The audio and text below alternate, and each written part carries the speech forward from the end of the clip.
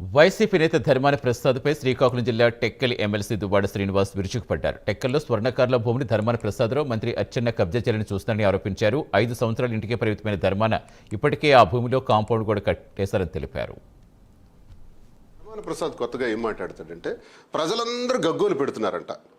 22Aలో భూములు పెట్టిస్తారు, మా పరిస్థితి ఏంటని ప్రజలు బాధపడుతున్నారంట. వాళ్ళ గురించి ఈరోజు మీడియా ముందుకు వచ్చి ప్రెస్ మీట్ ఇస్తున్నాడు. ఇది అతను మాట్లాడుతున్నటువంటి మాటలు. 22Aలో పెట్టడం వల్ల బాధలు పడుతున్నది, గగ్గోలు పెడుతున్నది ప్రజలు కాదు, మిస్టర్ ధర్మాన ప్రసాద్.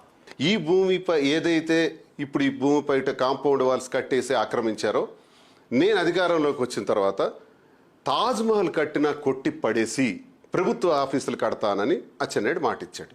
చెప్పి 18 నెలల నుంచి మించి అవుతుంది. ఇప్పుడు అచ్చెన్నాయుడు ఆ సబ్జెక్ట్ మాట్లాడట్లా. ఎందుకు మాట్లాడట్లేదో తెలుసా? కేడీ బ్రదర్స్ రిలేషన్. ఈ రిలేషన్ వల్ల ఇప్పుడు అచ్చెన్నాయుడు మాట్లాడు అంటే వీళ్ళిద్దరూ కలిపి కబ్జా చేసేయడానికి చూస్తున్నారు. 70 కోట్లు